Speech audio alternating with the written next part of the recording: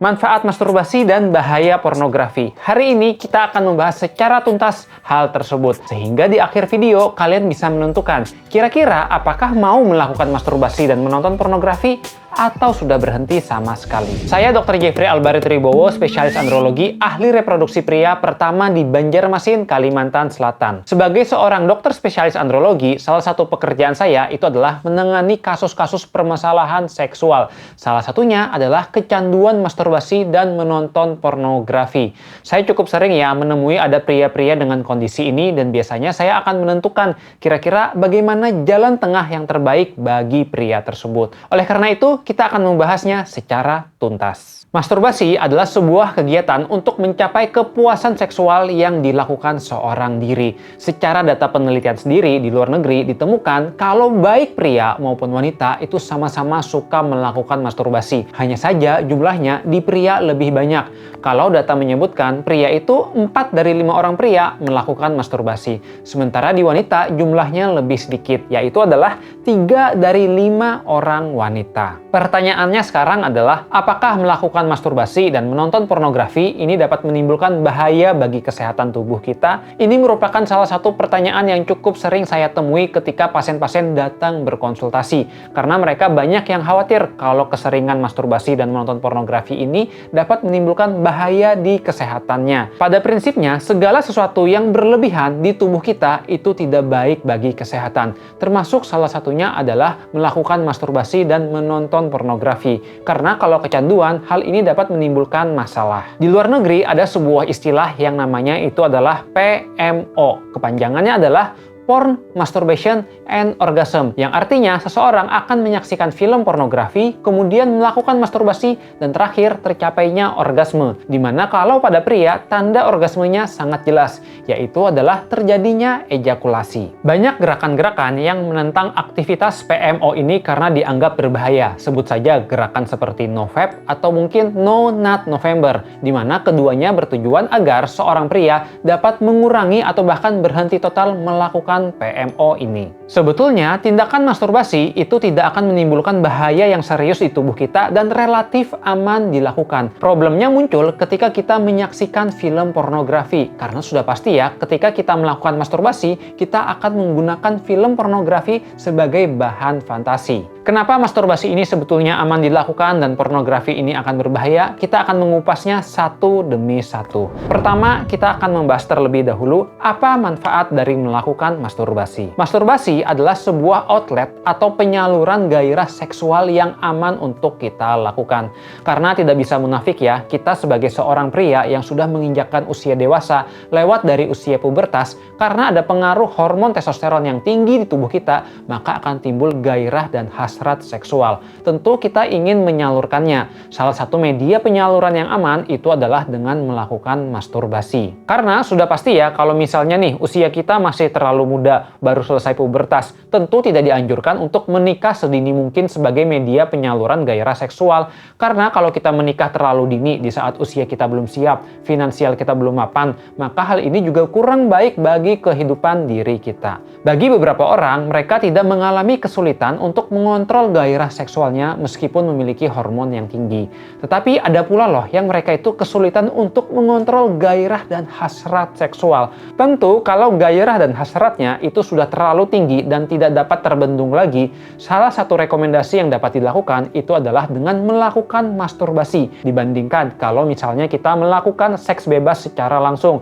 Misalnya kita melakukan hubungan seksual dengan pacar atau dengan wanita lain atau mungkin dengan pekerja seks komersial. Seks bebas itu ada banyak sekali risiko-risiko yang dapat timbul, mulai dari kehamilan yang tidak diinginkan atau penyakit di daerah kelamin seperti sifilis, gonore, kemudian penyakit-penyakit berbahaya di tubuh kita yang dapat mengakibatkan komplikasi serius. Sebut saja penyakit seperti HIV sampai penyakit hepatitis. Dengan kita memilih melakukan masturbasi sebagai media penyaluran seksual, maka tindakan ini lebih minim resiko, bahkan tidak ada resiko sama sekali seperti yang saya sebutkan sebelum-sebelumnya karena tindakan ini tidak melibatkan orang lain sama sekali. Selain itu, masturbasi juga memiliki manfaat-manfaat lainnya. Di antaranya, mereka bisa membantu kita untuk menjaga mood juga pikiran. Ketika kita melakukan masturbasi hingga mencapai orgasme, tubuh kita dan otak akan mengeluarkan serangkaian zat yang memiliki peran baik di tubuh. Zat tersebut seperti ada zat oksitosin dan juga dopamin. Dengan keluarnya oksitosin dan dopamin, itu akan membantu tubuh kita supaya lebih rileks. Bahkan tidak jarang ya, ada beberapa orang yang mereka setelah melakukan masturbasi,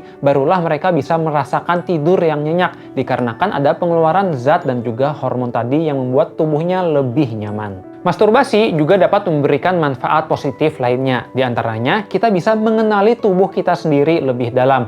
Kita jadi tahu ya, dalam konteks rangsangan seksual, kira-kira bagian tubuh kita ini mana sih yang paling sensitif untuk diberikan rangsangan dan bagian mana yang kurang nyaman untuk diberikan rangsangan. Dengan kita mengetahui peta tubuh kita, zona erogen atau zona sensitif di tubuh, kita dapat mengkomunikasikannya ketika kita menikah nanti dengan pasangan kita. Sehingga pasangan kita tahu kira-kira bagian tubuh mana yang merupakan zona ternyaman untuk diberikan rangsangan dan bagian tubuh mana yang sebaiknya jangan diberikan rangsangan karena kurang tepat untuk diberikan. Dengan pengetahuan ini, kita dapat menciptakan hubungan seksual yang lebih nyaman dan komunikasi yang lebih baik dengan pasangan kita kelak setelah menikah. Baik, itu tadi adalah manfaat masturbasi. Sekarang pertanyaannya adalah, apa bahaya dari menonton pornografi? Segala sesuatu yang bermanfaat, kalau dilakukan terlalu banyak bahkan terlalu tinggi, tentu akan menimbulkan masalah di tubuh kita. Termasuk dalam hal ini adalah melakukan masturbasi dan juga menonton pornografi. Di dalam dunia medis ada istilah yang namanya itu adalah CSBD atau kepanjangannya adalah Compulsive Sexual Behavior Disorder. CSBD adalah gangguan di mana seseorang kesulitan untuk mengontrol gairah dan fantasi seksualnya sehingga mengakibatkan gangguan dalam melakukan pekerjaan, produktivitas, hubungan, dan aktivitas sehari-hari. Singkatnya, pada orang-orang ini, mereka sudah menderita kecanduan yang sangat parah sekali sehingga mengganggu aktivitas mereka untuk dapat produktif. Ketika seseorang sudah kecanduan pornografi dengan sangat parah, maka hal ini sebetulnya sudah dapat menimbulkan gangguan di fungsi otaknya, di mana karena ada penurunan kerja di otak, seseorang tersebut akan mengalami penurunan produktivitas juga pekerjaan sehari-hari. Dia kurang mampu berpikir lebih jernih atau mungkin mengambil keputusan yang lebih tepat dibandingkan sebelum-sebelumnya. Bahkan terdapat kasus di mana seseorang sudah memiliki kecanduan yang parah terhadap masturbasi dan menonton pornografi, mereka menjadi kesulitan untuk mengontrol dirinya. Bawaannya ketika sedang bekerja seharusnya bisa fokus, justru mereka kepikiran untuk melakukan masturbasi dan mencari kesempatan untuk bisa menonton pornografi. Sebetulnya, tindakan melakukan masturbasi itu tidak akan menimbulkan keluhan disfungsi ereksi atau ejakulasi dini. Tetapi secara tidak langsung hal ini bisa saja terjadi. Saya pernah ya menemui seseorang yang sebetulnya dia itu enggan untuk melakukan masturbasi apalagi menonton film pornografi. Dikarenakan dia merasa kalau tindakan tersebut sebetulnya adalah sesuatu yang berdosa dan menyalahi aturan. Kebetulan seseorang itu dia memiliki tingkat religiusitas yang tinggi. Meski demikian, dia masih tetap melakukan masturbasi dan menonton pornografi dikarenakan gairah dan hasratnya yang tidak dapat terbendung. Dikarenakan gairahnya yang tinggi ini, sementara dia belum menikah, dibanding dia melakukan jajan atau mungkin melakukan seks bebas, dia memilih melakukan masturbasi. Meskipun ujung-ujungnya setiap selesai melakukan masturbasi, dia merasa bersalah. Sampai suatu hari dia sedang menonton video di Instagram. Di sosmed tersebut dia menyaksikan ya ada orang yang berkata seperti ini, hati-hati kalau udah keseringan masturbasi bisa menyebabkan terjadinya disfungsi ereksi alias ereksinya melemah. Karena seseorang tersebut dia mudah tersugesti dan percaya dengan video yang diperhatikan tadi, meskipun informasinya kurang tepat, yang terjadi adalah dia mengalami kesulitan ereksi saat melakukan masturbasi. Dia udah coba-coba nonton film porno, dia tiba-tiba masih saja tetap tidak bisa ereksi.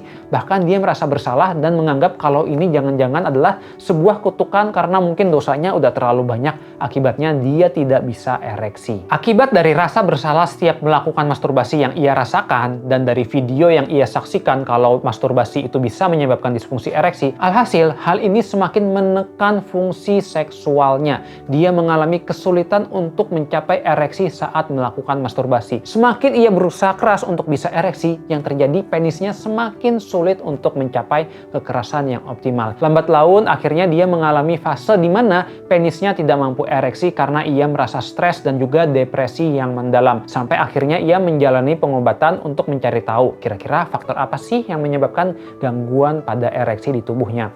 Ketika saya periksa, akhirnya saya jelaskan kalau gangguan ereksinya salah satunya itu disebabkan secara tidak langsung dikarenakan faktor pikirannya yang merasakan kalau melakukan masturbasi dan menonton pornografi ini adalah hal yang kurang baik. Sebetulnya melakukan masturbasi itu tidak akan menimbulkan gangguan ereksi secara langsung. Menonton pornografi juga dapat menimbulkan sebuah hal yang namanya itu adalah desensitisasi otak, di mana otak kita menjadi kurang sensitif terhadap rangsangan seksual yang biasa. Hal ini dikarenakan di film pornografi digambarkan ya, untuk aktivitas seksual itu selalu ada saja yang lebih tinggi, dan lebih lagi. Akibatnya, ketika dia menyaksikan sebuah aktivitas hal seksual yang biasa, dia menjadi kurang bergairah atau bahkan tertarik, karena dia sudah terbiasa dengan yang dosis sangat parah sekali ketika menyaksikan pornografi. Ya terang saja, di film pornografi itu ada berbagai genre-genre yang sudah di luar nalar, bahkan sudah di luar dari batas wajar. Disitulah akhirnya seseorang bisa mencapai kepuasan, karena dia udah merasa bosan dengan konten-konten pornografi yang biasa. Industri pornografi memang tugasnya ya, dia itu menyajikan segala sesuatu yang berlebihan, karena ya tujuannya untuk memanjakan pria-pria yang menyaksikan. Dan kita tahu banyak lelaki yang cepat bosan dengan hal-hal yang biasa,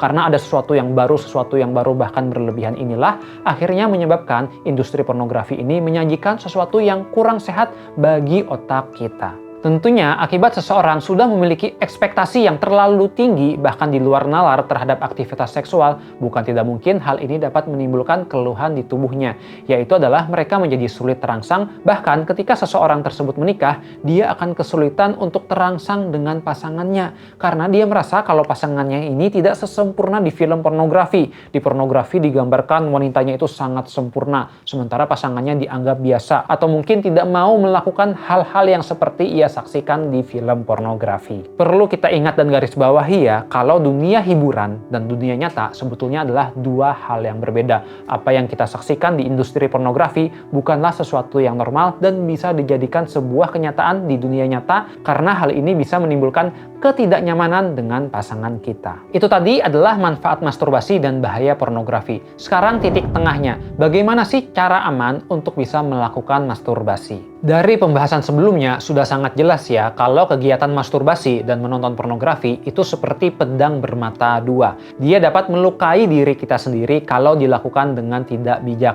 Oleh karena itu, salah satu titik tengah terbaik yang bisa kita lakukan adalah dengan membatasi diri kita. Masturbasi dapat tetap kita lakukan selama tidak mengganggu produktivitas kita sehari-hari atau menimbulkan keluhan kesehatan di tubuh kita. Jadi fungsi seksual kita dapat berfungsi dengan normal.